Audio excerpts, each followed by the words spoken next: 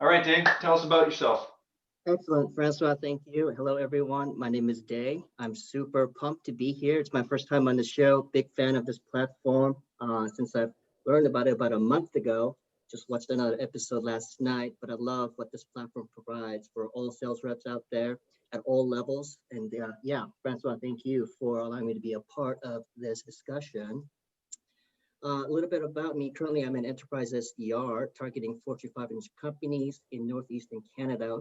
I'm over here at Seattle working for a company called Adaptiva. We specialize in software delivery for Windows devices. And previously, I was at Cintas as an outside sales rep on the foot, on the streets, managing a territory here in Seattle during full sales cycle. And yeah, I'm just super pumped to be here. I'm glad to be a part of the tech world now, finally.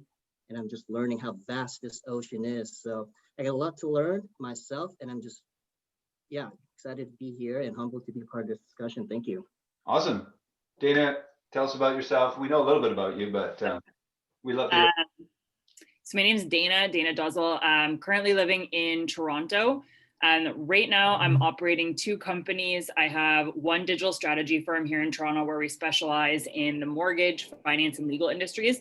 So I've been doing sales plus everything else for this company for the last couple of years. Before that, I was the first sales hire, business development hire at a startup here in Toronto that sold employee performance software to companies like McDonald's, Marriott, and things like that.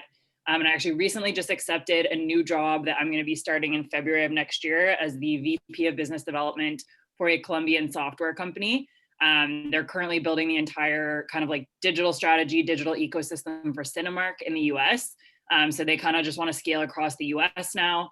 I speak Spanish, understand Latin culture. So I'm going to kind of be that bridge for them and be building my own sales team there. So really excited. I've kind of done like full sales cycle, plus have worked in marketing and branding for the past couple of years. So that's been a really big asset for me on the sales side. And also really happy to be here. Thanks again for having me, Francois. Awesome, Dana.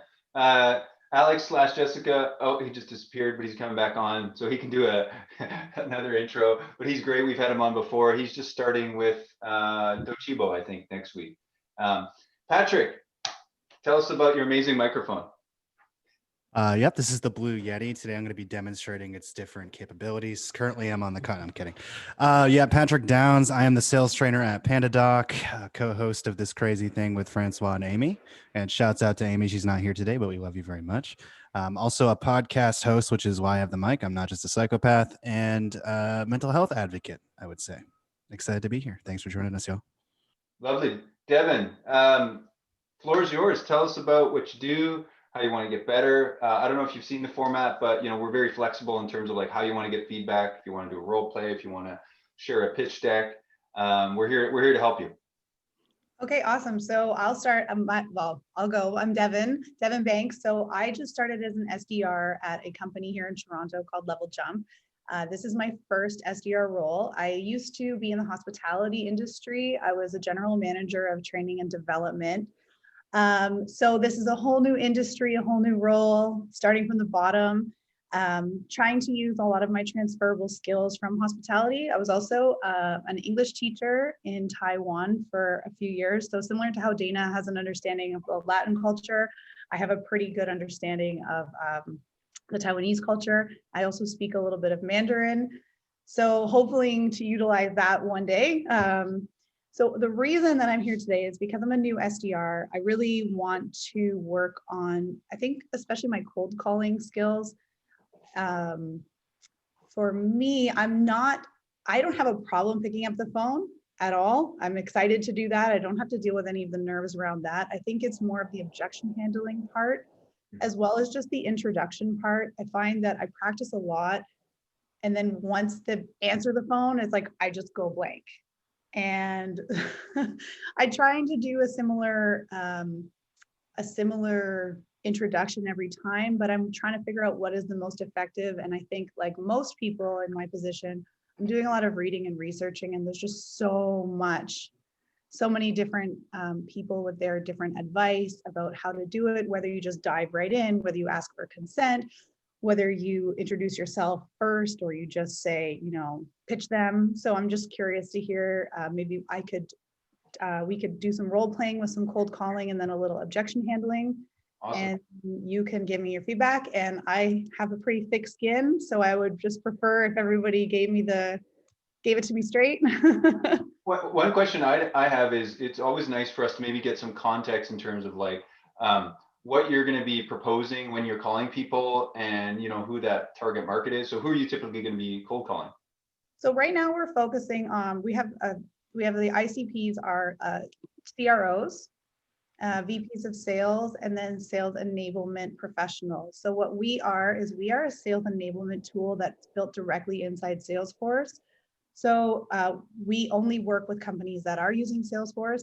We're not an API, we're actually built directly inside. So we have a lot of advantages and that other companies don't have. So basically we're trying to call them out, call these people, and then our value proposition is that we are this outcome-based enablement tool that's built inside Salesforce, and we're the only ones that can tie enablement to revenue KPIs. So Patrick, the other question I had before we maybe get into role playing is like, not so much what's your elevator pitch, but I mean, you kind of talked a little bit about the problem you solved there, but do you feel like you have a really good, solid, here's the pain that we could take away, and then let's chisel that down into like when you're doing your cold call. But do you feel like you've got that pretty nailed down? Yes and no. I do, I see a lot of the value. I see the value in our products and I am excited about it. But I think one of the challenges that I've had is because I am new in sort of this tech, not just tech space, but sales space. I haven't really even spent much time with people in sales, like VPs of sales or CROs. Right. So knowing exactly, like, I have this idea of what their pain points are and what their lives are like, but I don't know firsthand.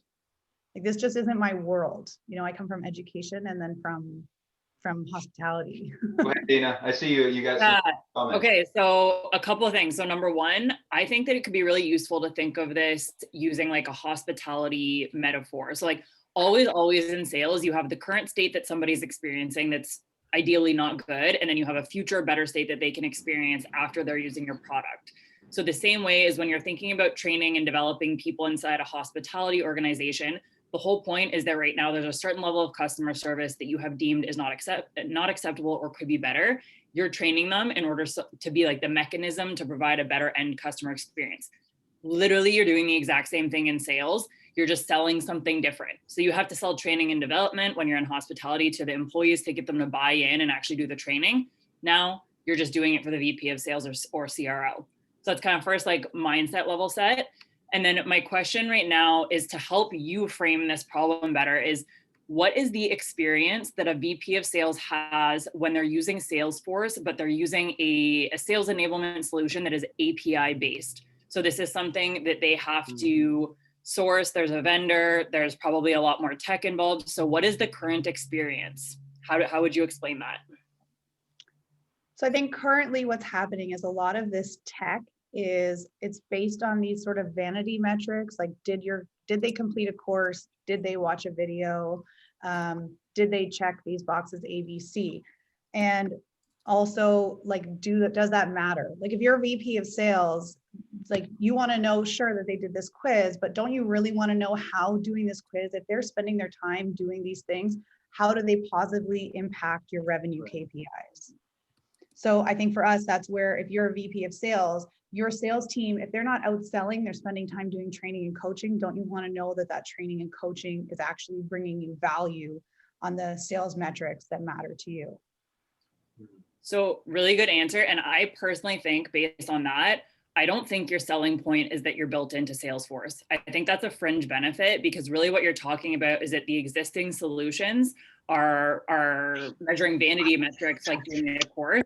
Whereas the real value add to a VP of sales is understanding how these trainings impact the end performance of their sales reps. That has nothing to do with whether or not it's in Salesforce or not, but that can definitely be an additional selling point. That's my opinion. This built into Salesforce, sorry, I was gonna say built into Salesforce, I think is a value for someone in like a sales ops position, because currently, from my understanding, if you're in sales op and you have one of our competitors, there is the possibility that, yeah, you're dealing with not only like the security breach, like there's another gate now into your Salesforce because of this API.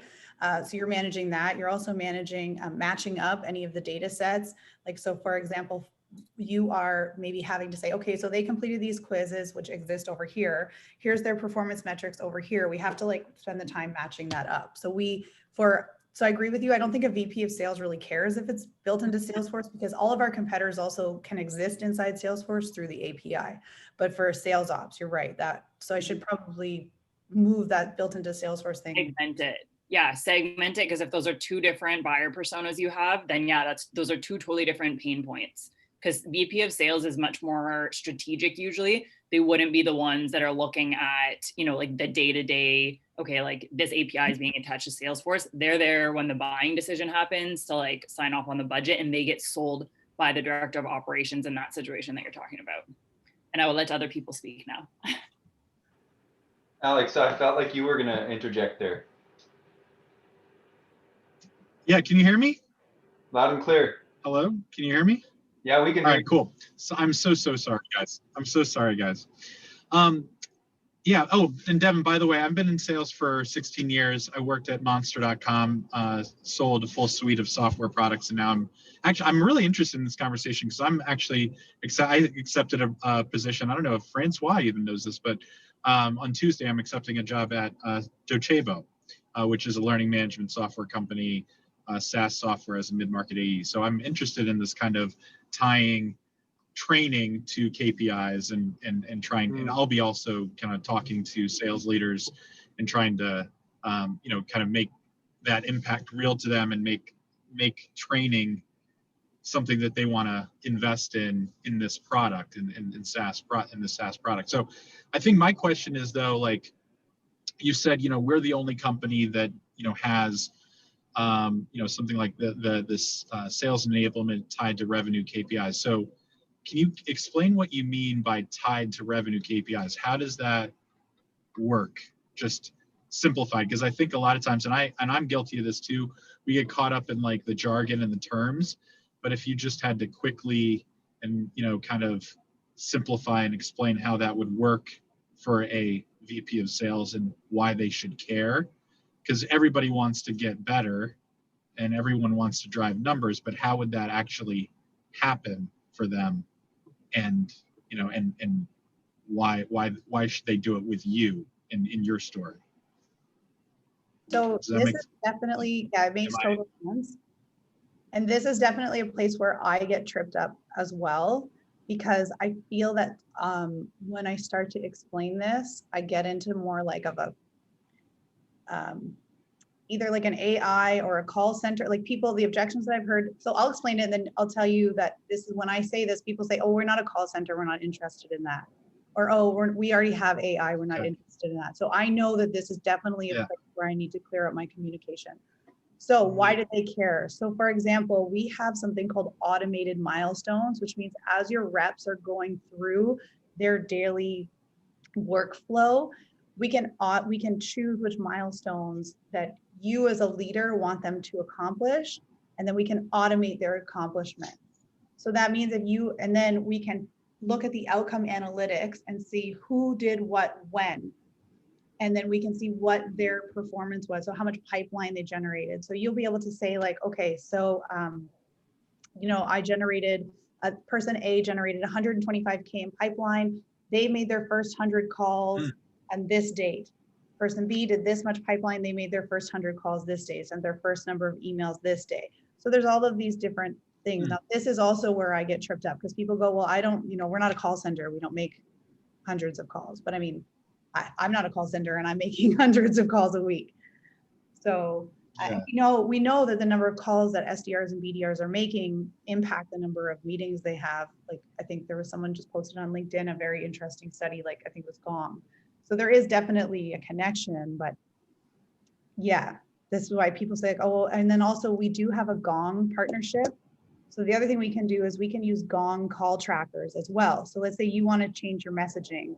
So you can actually put in these call trackers, and then it can track like when your reps say that messaging. So you know that rep A delivered this messaging how many times, and this is what their performance was. So you can see if they're actually tied together.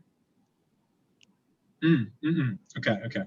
I would love to get everybody's take on this. So I'm just going to quickly say and respond to that. That's awesome. I think that's, as a VP of sales, I would love to get that, because people that get Gong already love data and analytics out of it. Like, so they love the, you know, when did somebody say something, but then what were their results after that they did a certain thing. So I think it's what I'm hearing is, as a VP of sales, I would really care about when they did a certain training and what was the impact to their actual results, their sales results as a result of the training. And maybe you can think about like talking about just simply like, do you know how it feels as a VP of sales, like when you're rolling out a training and you just don't know if the reps are applying it? Like just the feeling, like, you know, I don't know. I talk with VPs of sales all the time, and one of the biggest things they tell me is like they pay a lot of money for training, they got Gong, but they just don't know what results connect to the training that they gave, or what type of training, and when, at what point. Like, does that like resonate with you? Like, do you feel the same way? Because, you know, and use those stats, use that Gong stat, because, you know, Gong says that 27% of, or, you know, whatever, sales leaders are concerned with knowing if their training is landing or whatever, and, you know, use some impactful stat. But I guess I'm thinking about just simplifying and try to use like a story, because the objections you're getting are probably telling you what they're just putting you in this box of like, you're definitely not meant for just a call center. You're meant for like enterprise and SMB and like, and that sort of thing. But I think if, you know, trying to get in the mind of what they're thinking, and maybe other people have things to say about that, but like using stories from what a VP of sales or enablement leader would be feeling as a result of not having your product is kind of where I would go with it. Dae, I think you had a question or comment? Yes, sir. And actually, to piggyback off of Alex's comment, first of all, Devin, I just want to empathize with your situation, being a new sales rep and in an IT world. I'm a fourth year here in sales. I still feel like a newbie. I know I have a lot to learn, but just entering the world of IT, and for us to be able to wrap our mind around the constant change and all that techie, you know, verbiage and terminology. I know how tricky that is, so kudos to you. To Alex's point about why companies do training or need training, he emphasized around the point like when they do it and what the impact of that was. But I want to take a step back and ask you, have you taken the time to study the buying persona of the VP of sales and the different ICPs that you go after? Beyond the fact of the what aspect of what their role is, but have you tried to envision, you know, in the form of a mental dossier, try to envision what their, you know, put yourself in their shoes and imagine what their actual priorities and challenges are. And the reason why I ask you that is, why don't we first question it through the filter of why do they even need training? And I don't know. One of the things I know about VP of sales, and this isn't my specialty, is that is retention rate. And the reason why they provide training is because they want to reduce the turnover rate so that they can grow on the team that they've initially invested in and see the true ROI of that over time. So I guess that's my first question. Have you taken the time to understand those personas more so than just their responsibilities? So, I mean, when we did training, we did do that. I definitely, again, I think that this is something I could spend more time on. You know, because of the flux of this year as well, I'm just curious how things have changed. One thing I even haven't mentioned yet is that we also do onboarding through Salesforce, and then we can actually measure the impact of the onboarding on the rep's performance, and with the hopes of decreasing ramp time. I thought of that because you brought up retention. So again, you know, I think we know that onboarding probably has like a direct rate with their performance as well as their retention. I think if you have a positive onboarding program, you're more likely to have good performance and probably stay with the company. So that's something else too. I definitely think there's more work that I can do in that area to answer your question, to understand what the VP of sales cares about. Because right now I keep focusing on revenue KPIs because that's what I imagine they care about. And their team's training, is it actually working? Yeah. From what I've heard, a lot of VPs of sales actually are not big fans of training. A lot of them think it actually doesn't work and it's a waste of time. So that's something too, where I feel like, look, your company is probably telling you have to do this. You may think it's a waste of time, but this tool can actually show you how it's impacting performance and then make it more effective and more efficient and optimize it. So, right. Just really quick to interject. Good question, Dave. I'm really curious though, Devin, like, do you guys eat your own dog food? Like, do you guys use this? Yeah. So I was onboarded and trained using it myself. So I personally, I use that every day when I'm talking to customers, because I can say, look, I know you have this problem because you're like us and we use this product to solve it. I find that goes a long way. So you can tell a personal story. And also just looking at the time, I'm wondering if we should get into a role play scenario. And I'm really looking at Patrick's phenomenal mic, and he looks like a VP of sales right now. I'm just thinking it would be helpful, so then we could kind of see what those objections look like, and then we can start to give you some feedback on that. This has all been really good, but I think it'd be helpful to walk through one of those scenarios. But personally, I've used like living in the shoes. Like, there's nothing more compelling than saying, hey, Dana, I know you have this problem. I've solved it, and we actually use the tool ourselves, because the customer is like 9 times out of 10 is going to go, do you use the product? And if you don't, they're like, why would you sell it to me? I'm gonna also put in the chat, I was just thinking about it. This would be a question I would use for cold calling. I really like opening with questions, because if you ask it the right way, Josh Braun talks a lot about this on LinkedIn, is illumination questions. So you don't want to have like ask a question and then have it make it very obvious you're going to pitch right after. But this is just simply asking if they're doing something, and it specifically highlights that connection between a specific training, somebody applying it in the field, and how effective it is. Or you could even just say, hey, are you tracking right now like how effective your trainings are? Because questions like that get people opening up. So just because I know you want to work on cold calls, so just kind of like a little cold call script inspo for you. May I just add to that a little bit before we shift to to role play? I just want to add on to Dana's comment, her input. She mentioned, being able to ask with like a question too, but as you're cold calling, and that if that's the skill set that you want to level up, have you also considered tracking? Are you tracking your measure, your cold calling and like the different scripts you're testing? Are you even tracking at all beyond what your system is recording in terms of activities? Are you personally measuring the success of your cold calls by trying out different introductions, what works and to which personas, and transitioning into, what questions, the best opening questions that's worked for you? Are you testing and measuring those kind of activities so you can see the visible growth and to also get an insight on what is resonating with your ICPs? So I definitely think, again, this is an area where I could be much more detailed and cognizant of.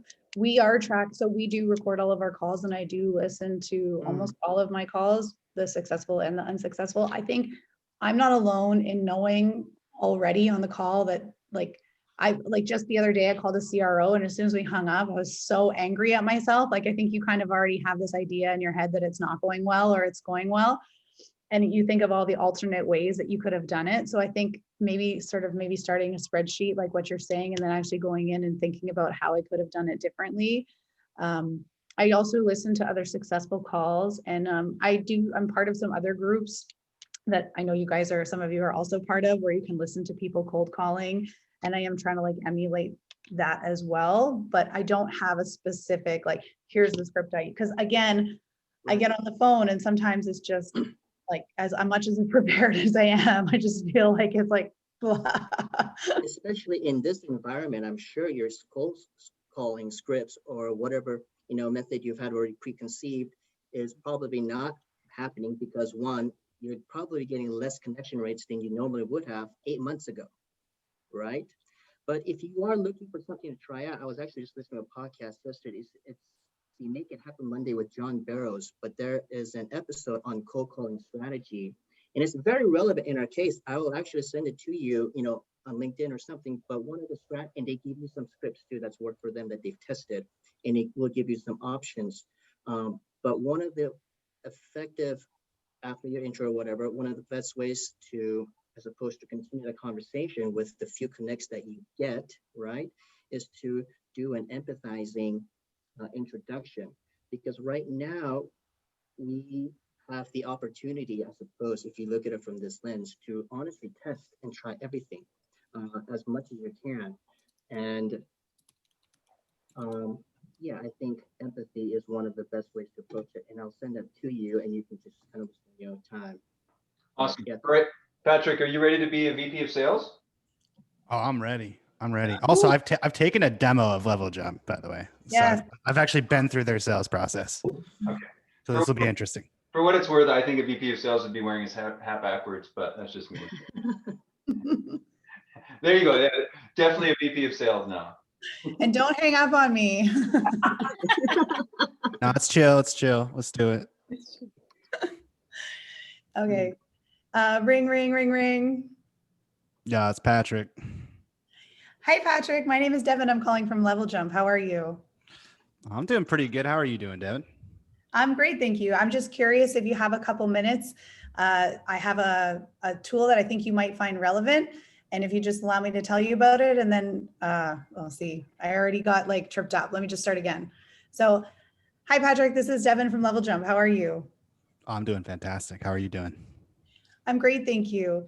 So I have a tool which I think you might find extremely relevant. Do you have 30 seconds for me to tell you about it? I got it. Yeah, let's do it. So I'm just curious. I see you guys have a ton of open sales roles right now.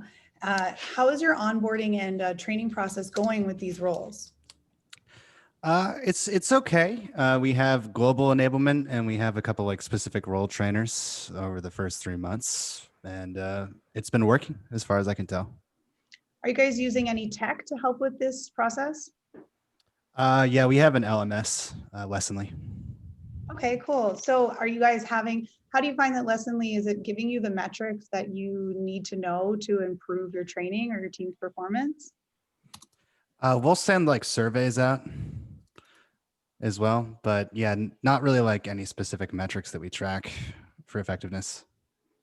Are you the one in charge of delivering your sales team's training and coaching?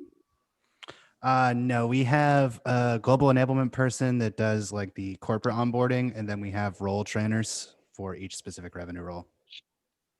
Are there any, like, when they're delivering the training, do you help in the goal setting, excuse me, do you help in the goal setting process to determine what the outcome of that training you want it to, what you would like the outcome of the training to be? Yeah, especially for the role training, like for specific goals that we have for quarter, like OKRs, I will use our trainers to help hit those. So we'll reverse engineer trainings based on those things. And does Lessonly help you track if all that training is actually effective? No, we just use Salesforce separately to track the performance to see if we're getting where we need to be.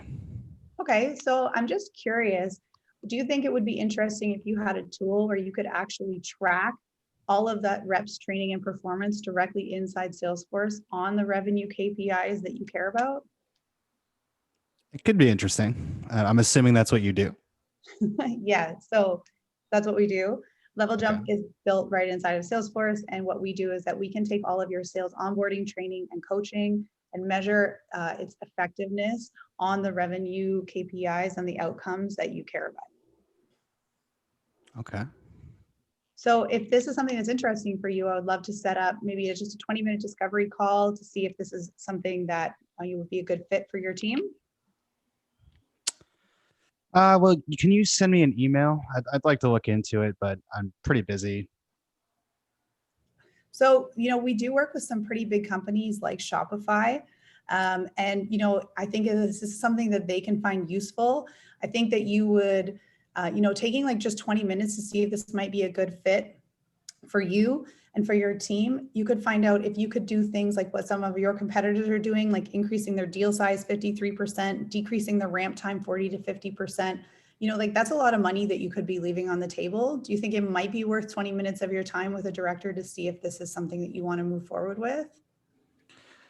Potentially, yeah, it could be. I mean, I'd obviously like to see those results, but I just like to go internally and talk to my enablement people and see like what they're looking at first. And if you could just like email me some information, I can like forward it to them and we can get back to you.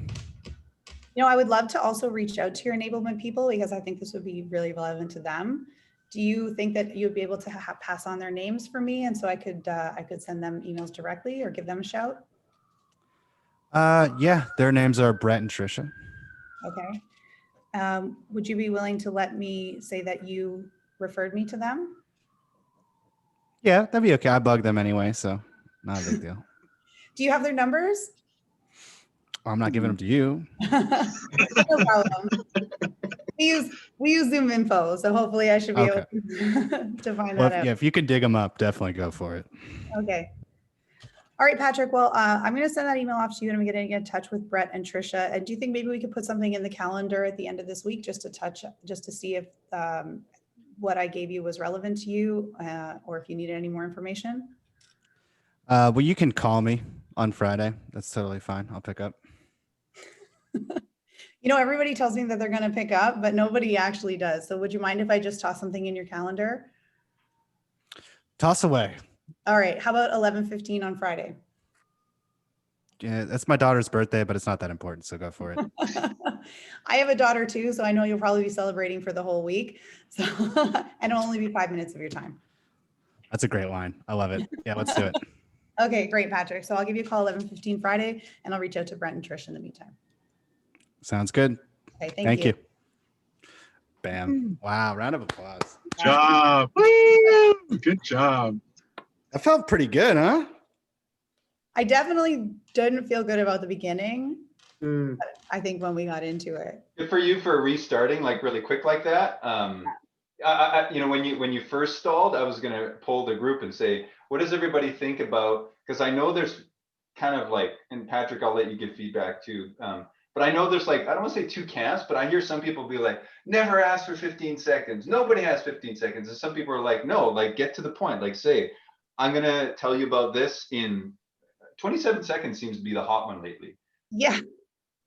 But you know what I mean? So I mean, I think like the whole permission is a pretty common concept. But I think your confidence coming right in is super critical, right? And I think that first like attempt, you tripped up, but kudos to you. You carried right, like you restarted really quickly there, and I think you seem fairly confident. And he threw some good objections throughout, and you pivoted really quickly there. So that's my feedback. Thank you.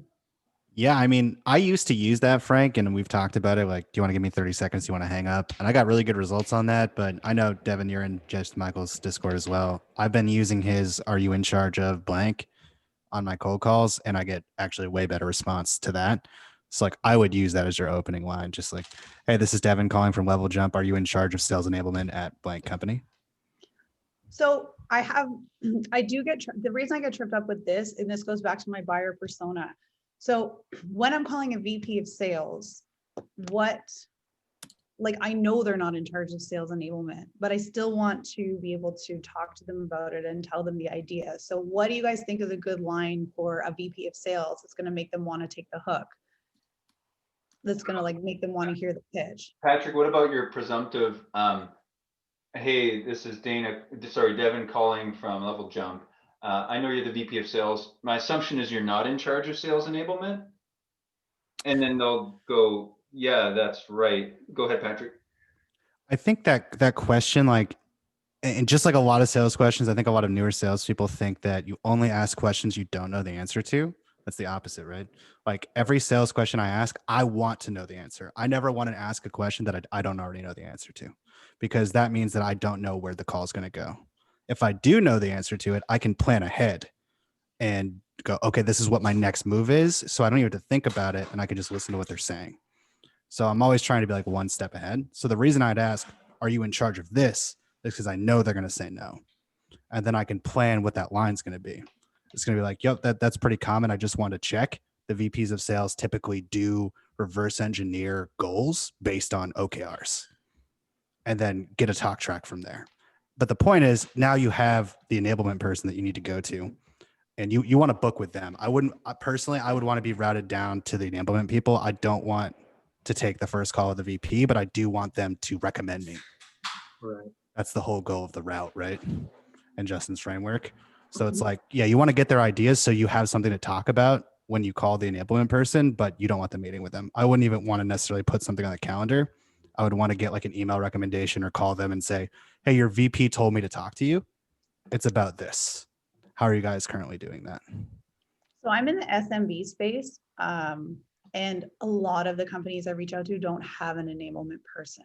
So we are trying to, or enablement falls under marketing sometimes, I found. HR for some reason, which is weird. Yeah, very rarely HR actually, I have found. Most of the time it is under either marketing or under some sales function. Sometimes it's under sales ops as well. So that's the challenge. I think in the enterprise space, the are you in charge of sales enablement is better, works better because of there usually is a sales enablement person. But I have found that, yeah, in the SMB space, a lot of times there is, and that's the answer I get is like, oh, we don't even have sales enablement. You know, so then it's like, okay. Yeah. So it might be like, who's in charge of sales training? Okay. If you know they're not going to have an enablement person, and they'll still be able to route you to whoever that is. Wait a minute. So isn't Patrick your ideal customer? Yeah, I've already pitched Patrick before. Actually, I just want to open this up for a second. So to be completely honest with you, Devon, I don't get LevelJump. Like I've seen 2 demos and I don't get what my big major problem would be that you solve. Like, because I can't track that my training did X, nothing bad happens to me. So I'm trying to figure out like what the catastrophic moment would be for me where I'd be like, shit, I'm fucked. I need to call LevelJump. So I think. Can I? Oh, go ahead. Go ahead. I want to hear Devon's response before I also chime in or comment.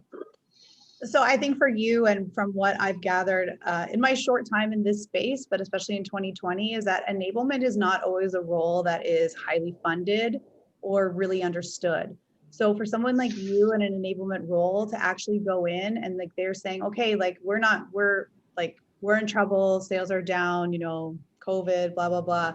We're going to start making cuts. You can actually go in and say, here's what I've done with training. Here's how my training has actually positively impacted, like, let's say pipe gen, deal closing, ramp time. Like, this is what I've done.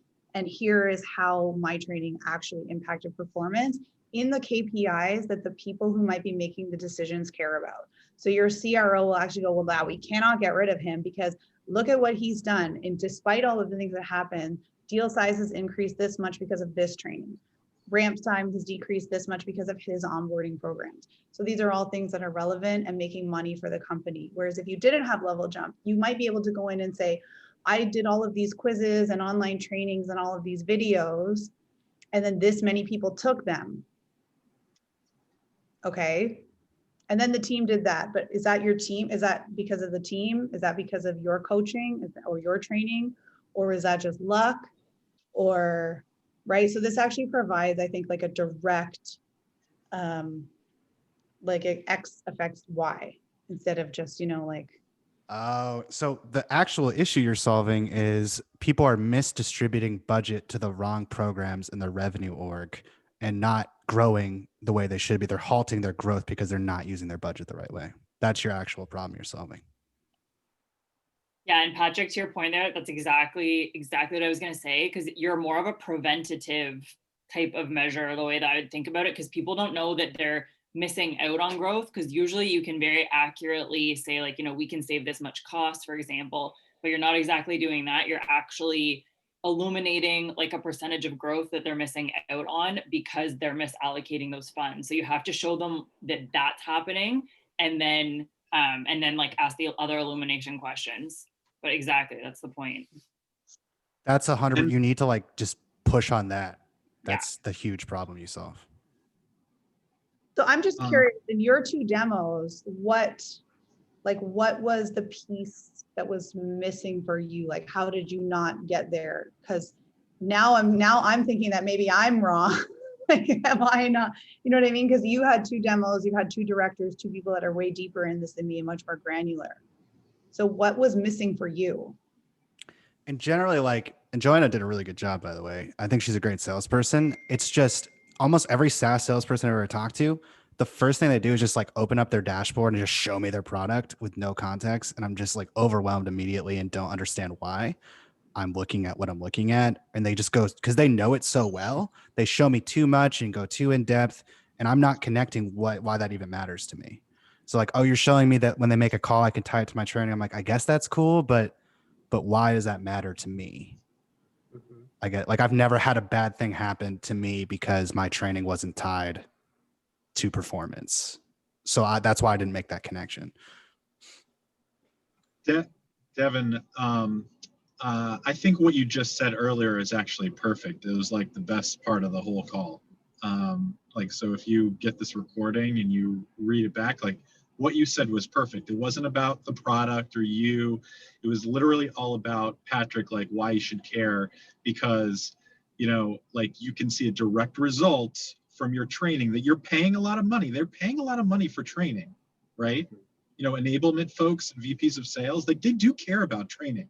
Don't get mistaken. Like training, LMS, learning and development is a billion dollar industry, right?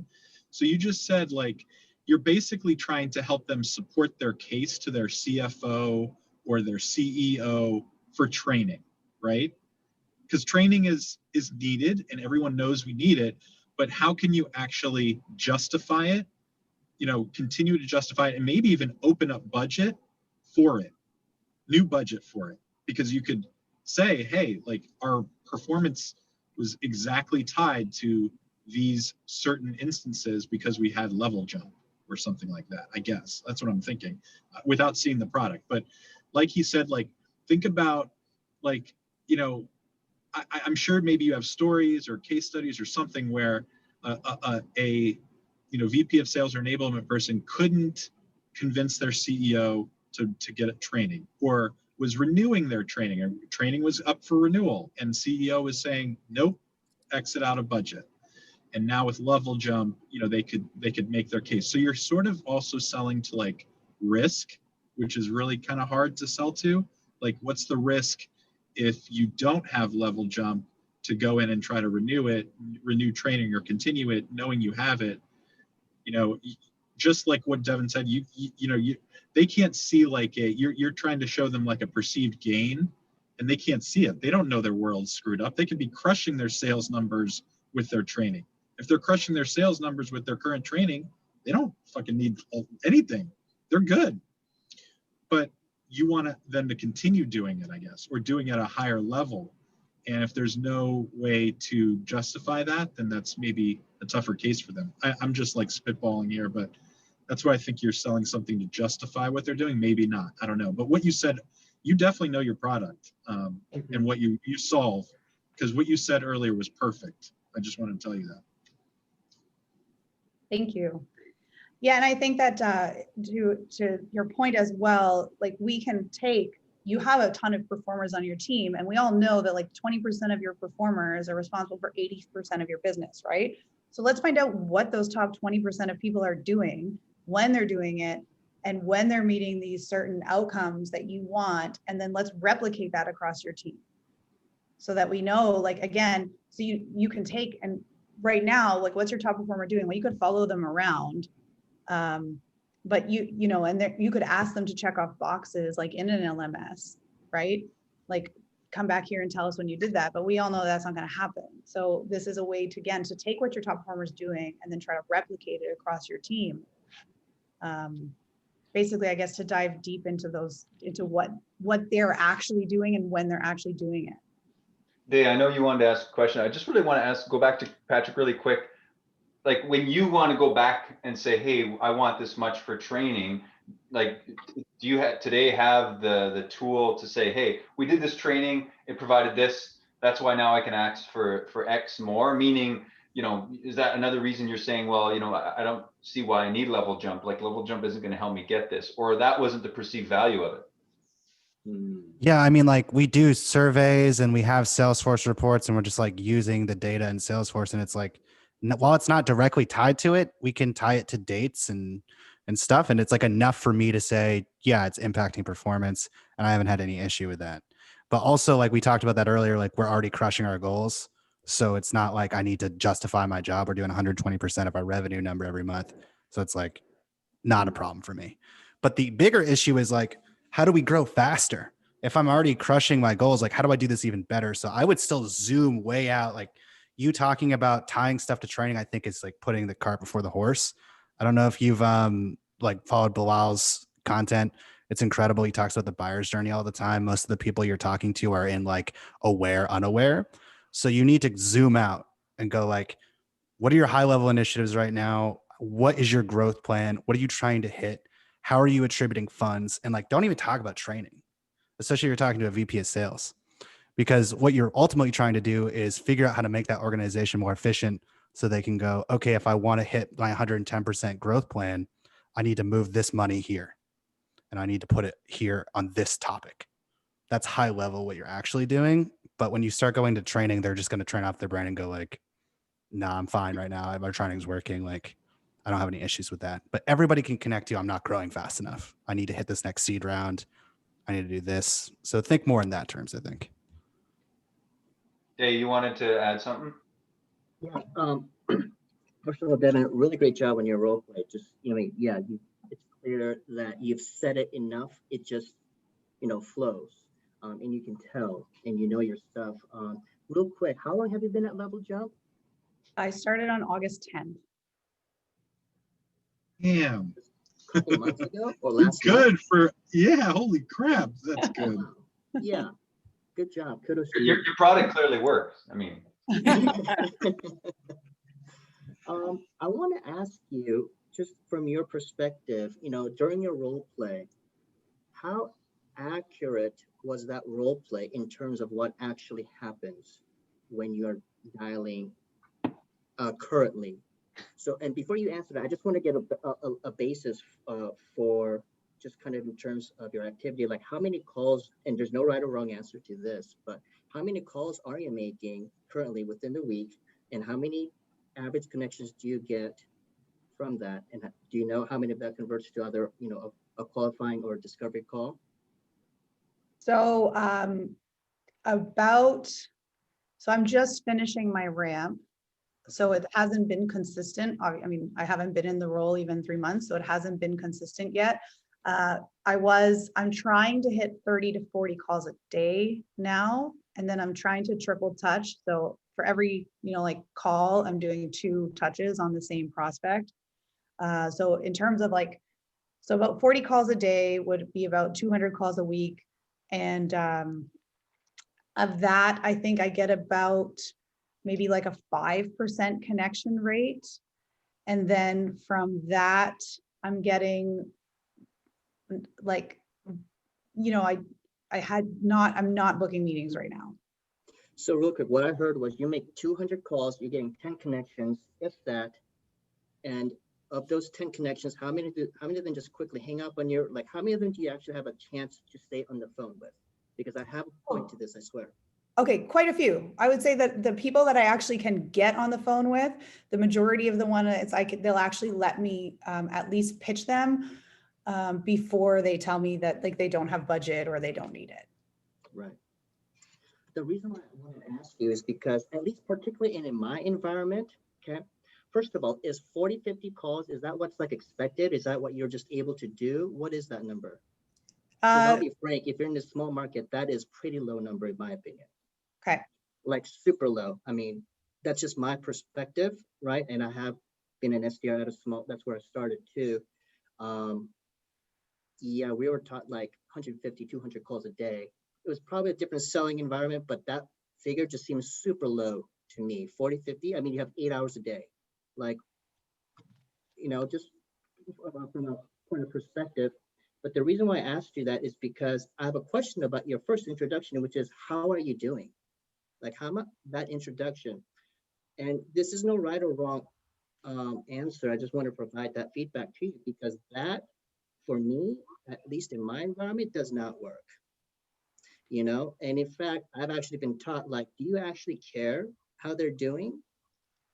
Because if you don't care, then don't ask, right? Because I think we just have a natural tendency as we start out in sales to say those things. Does that make sense? I'm not saying that what your introduction is right or wrong, just wanted to provide you that feedback because when I get someone on the phone, I have moments, like just a matter of seconds. And my introduction is, hey, did I catch you at a bad time? It's permission, but it's forthright, and that seems to work fairly well because from a psychological perspective, it's like, hey, did I catch you at a good time? The answer is no. But if you say, worded it from, hey, did I catch you at a bad time? It's like, well, yeah, obviously, but what's up? Hey, it'll only take a minute. Qualify, do your pitch, just as a sort of a suggestion. But yeah, I really did like how well you knew your stuff, especially early on. That's So good. Hey, I want to first. Go ahead, go Alex. ahead, Francois. No, go ahead, Oh, Alex. I was just gonna say, I'll push back a little bit on that. I think Dae, if that works for him, that works for you. Like, I think, there's stats Gong did. I mean, like, I've listened to Sarah Brazier talk about this, going from like, do you have enough, like, did I catch you at a bad time versus just, hey, this is Devon calling from LevelJump. How have you been? Or something like that. People are like, and I'm like, that sounded so ridiculous to me, when I heard it, but like, it does catch people for a loop. Like, you kind of, interrupt them and like, I guess I'm all right. Great. Well, listen, hey, I'm probably catching you at a bad time. I catch everyone in that way. Do you have like 30 seconds to tell you a reason why I called? And you can tell me if it's relevant for your business or something like that. And people normally go, sure, shoot, 30 seconds or something like that. Or they're nice. Like, she's being nice. All right, whatever. Right. And then just go in, and we help companies do this. Typically, these companies tell us this, and they've dealt with these problems. What they found out was this, and here's how we help them solve that. Does that, does that sound like something that you deal with, or are you in charge of that? Like Patrick was saying, is that something that you're responsible for? And they go, oh no, we don't do that, or we're good, or whatever. And you're kind of just like being right off the bat relevant to a problem that they have. And, you're kind of trying to add some personality. You got to find a way to, like, cold calls, like, let's be honest, like, it's hard to add personality in cold calls, but find a way to do it early. And I think you'll be doing, like, Morgan Ingram has a good kind of intro on that too. Just kind of, he laughs and says something like, oh my gosh, I probably caught you at a bad time. Hey, do you have a moment to quick chat? And that's, sort of breaks the ice. So I also was going to say to you, Devon, you said something like, I have a tool that, I would take that out. I take it out. I have a tool. So what? It's a tool. A tool. I would take the word tool out of your vocabulary. Okay. Think about, like, we help people do this. Like, what you said to me was bananas good. Like, what earlier? I mean, like, listen to this again and make a cold call from that. Like, how it feels like when you can't, and I don't know. I mean, Patrick was saying you can't connect it to training. And I kind of agree. You got to really do some digging on their business problems. Like, I see you're growing at this, or I see you're doing, not just like I see you're hiring salespeople. Okay, everybody is, but like I see you're like there's you're going for, like, there's a funding, or there's a business problem, or what's a business problem that you can tie your solution to. I don't know how to do that right on this call, but if you can somehow do that through, there's got to be, like, I almost want to interview some of your buyers, like the people that bought, like, why did they buy, for what problem, and take that and use it in your calls, in your presentations, because that would be really good.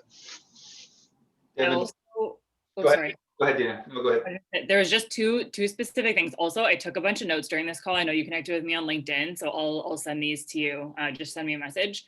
So the second time that you asked how it's going, you asked how it was going with the training process. And in my experience, VPs will probably not give you the time of day with that question or be like, yeah, here's how it's going. So I found that one. I think immediately when you get that opening, that should be your direct question or illumination question, because most VPs aren't going to be like, yeah, it's going okay, blah, blah, blah. Like they're not going to be that open with it. And then when you found out that they were working with Lessonly, I think that's awesome, because now you can understand what their capabilities are with the current solution and then immediately sell against them. So for me, like that would be how I would approach that. And then kind of going back to Patrick's point about what the real pain point is, you know, for example, you learn they're using Lessonly. You don't even need to mention the platform, but you can say, are you able to tie your training budget to a specific ROI right now, or something like that? And you don't even need to mention Lessonly, but automatically they're thinking about like, well, no, we can't do that, and we can't do it with Lessonly. So that was kind of just like two specific wording things that that I would look into.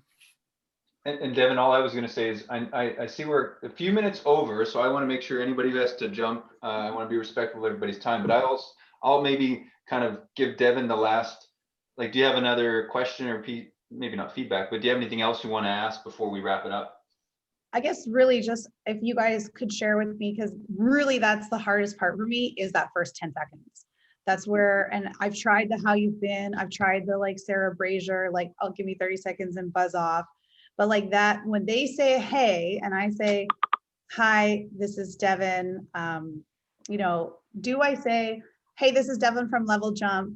Do I just say, hey, this is Devon? Do I say like, hey, Patrick, this is Devon? Like, this is where I'm getting the most tripped up. Like, what works for you guys? How do you just do that first flow of getting from the hi and then the illumination question? That's the biggest challenge for me now. So I can summarize mine really quickly. I was going to say, it sounds like it's the very, very first part of that call that trips you up. And when you do feel like it's going well, then you cruise along. Go ahead, Dana. Yeah. For me, I almost always reach out via email first. And this has just been a strategy that I've used. And so I always say like, hey, this is Dana. And then I pause, because it forces them to be like, oh, like Dana. And I'm just like, yeah, actually, I sent you an email a couple days ago because I was curious if. That's almost always how I open up. And then I lead right into the illumination question, and it's very natural. And then if they go back and look at their email, I'm there. And if I do a good job, they will go back and look at it. So that's how I always approach. And then you just have to pick a really good illumination question, and then you're good for the rest. You say, hey, this is Dana from? Nope, not even. I just say, hey, this is Dana, because it's more familiar and it catches them, and they have to respond. They're like, oh, Dana, sorry, I don't, who are you? So you want some awkward, like, tension or pause. It forces, it's a human nature thing. We feel so awkward in that situation when we don't know who the person is. So even if you're like the CEO of McDonald's, who I literally had to cold call, and I got him to be like, oh, like, who are you? Because I was just like, hi, this is Dana. And VPs also don't expect a salesperson to talk like that. So they're like, oh, you know, this must be more familiar. That's great. Thanks for sharing that one. Yeah, no worries. Works pretty well. Awesome. Okay, well, I know we're a few minutes over. Some of you might have to jump, but I just want to make sure you know, we're respectful of people's time. Devon, you probably know we'll share the recording so you can take a look at this. I'll be posting something on LinkedIn, but kudos to you for coming on here. Thanks everybody for giving up your time. Dae says he's going to be in the hot seat next week, so if I may. yeah, I mean, you dished it out today, but let's see if you can take it. Okay, cool. That was the most dad joke ever. Good job. I just really want to thank all of you so much for your time and your help and like your enthusiasm and just like your genuine, authentic way of helping me today. Like I appreciate it so much. I can't even tell you. Good job. Yeah, Devon, you're freaking awesome. Thank you.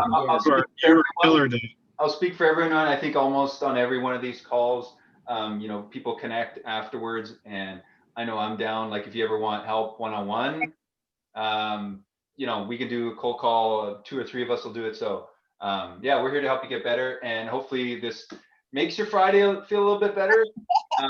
And I won't talk anymore because Dana will call me out on a dad joke. Thank you, guys. Have a great Thanks, weekend, guys. everybody. Bye, everyone. Good Bye. weekend. Everyone. Bye.